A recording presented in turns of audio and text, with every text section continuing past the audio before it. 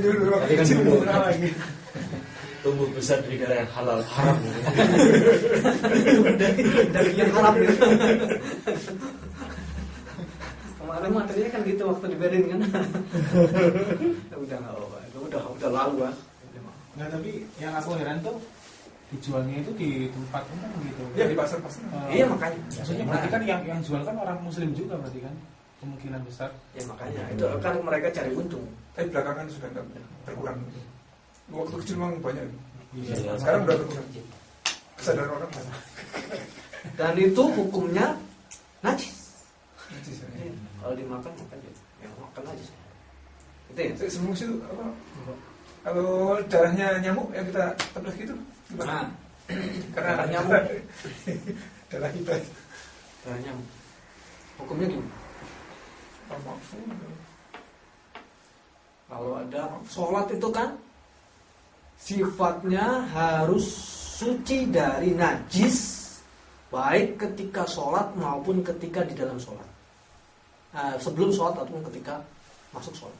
Jadi ketika orang sholat kan dia harus suci dari hadas dan najis, persis semuanya. Ketika sholat, kalau kita tahu ada najis maka hukumnya sholatnya nggak sah. Ketika kita sholat, maka najis kalau datang sifatnya dia tidak bisa kita lokalisir. Datangnya dengan dengan sesuatu yang tidak kita sengaja, maka tidak menjadi masalah. Misalnya begini, kita punya wudhu. Wudhu apa ya? Tahu ya wudhu?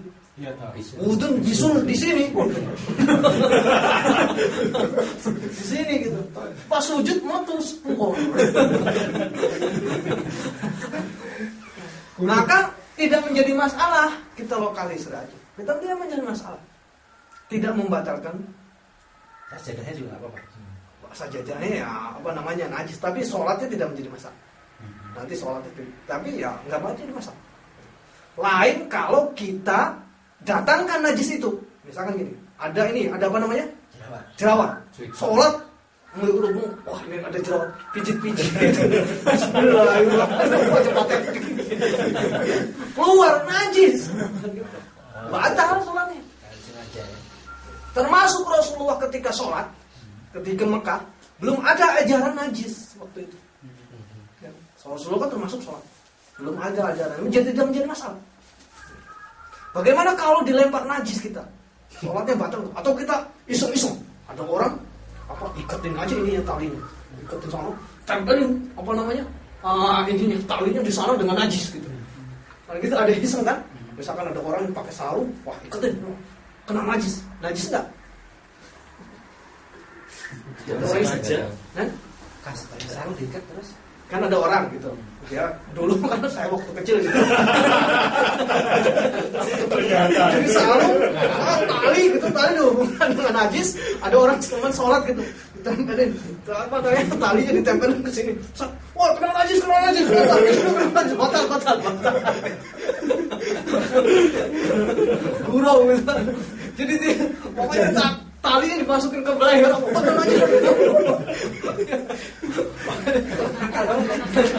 Mana? Gitu. Maka hukumnya tetap batal itu. Karena dia ikut bergerak. Kalau dia lepas saja, kalau dia lepasin, tidak menjadi batal. Karena dianggap pakaiannya dia ya. Iya, kalau dia dianggap gerak, makanya kalau gini ya, kita lepasin, nggak jadi masalah. Sorban gini ya, kena najis, lepasin. Udah, nggak nyampe, lanjut.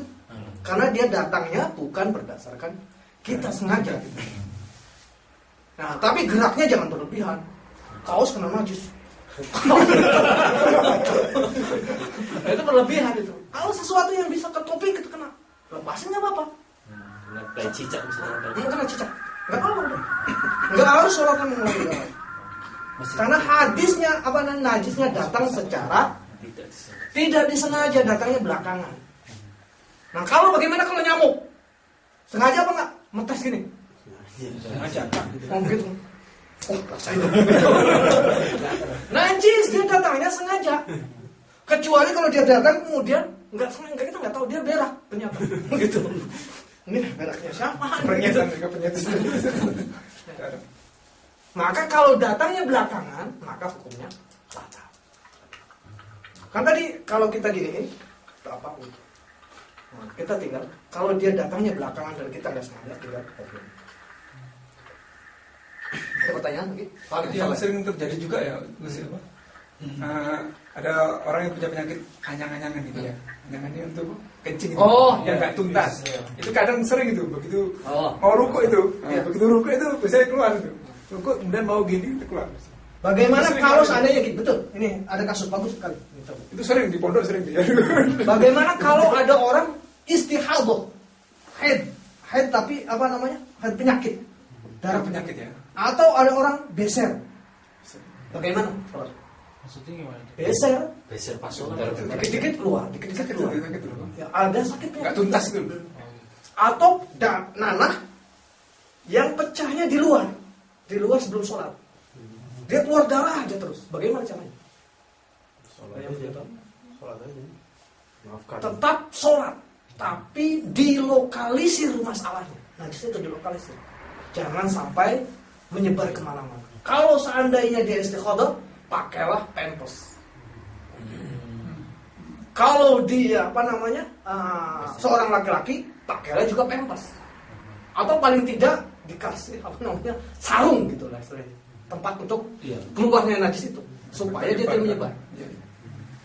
Kasih sarung tempatnya sehingga najisnya itu keluar ke tempat sarung. Jadi enggak menyebar kemana. Kalau dia bentuknya adalah nanah atau wujud, maka dia diperban supaya tidak melebar. Melebarnya ke tempat yang lebih itulah membatalkan.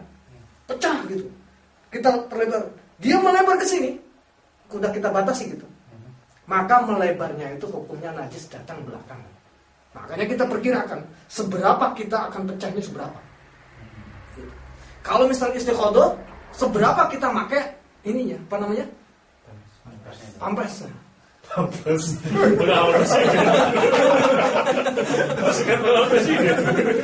Paham ya, ngerti ya? Ngerti ya? Itu kalau kisahnya Ali itu kan bukan kencing ya, bukan anyang-anyangan, tapi dia itu sering keluar masi. Oh, memang. Itu bagaimana? Ya, lokalisir juga kalau misalkan ini. Kalau mazi itu kan bagaimana cara mensucikannya Imam Ali.